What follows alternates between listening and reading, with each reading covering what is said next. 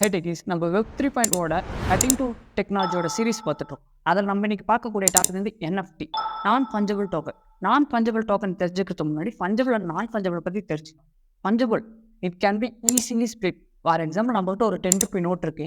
அதை வந்து நம்ம ஈஸியாக காயினாக கன்வெர்ட் பண்ணி அதை வந்து மற்றவங்க ஈஸியாக டிஸ்ட்ரிபியூட் பண்ணிக்கலாம். பட் ஆனால் நான் ஃபஞ்சபிள்ங்கிறது வந்து நம்ம கிட்ட இருக்க 10 ரூபி நோட்டுக்கு யூனிக்கான ஒரு ஐடென்டிட்டி இருக்கும். அந்த யூனிக்கான ஐடென்டிட்டி மூலமாக நம்மளால அதே நோட்டை மட்டும்தான் விற்க முடியுமே தவிர அதோட காப்பியும் நம்மளால மேக்கும் பண்ண முடியாது, அதை வந்து டிஸ்ட்ரிபியூட்டும் பண்ண முடியாது. அதுதான் நான் fungible token. It has a own and unique ID.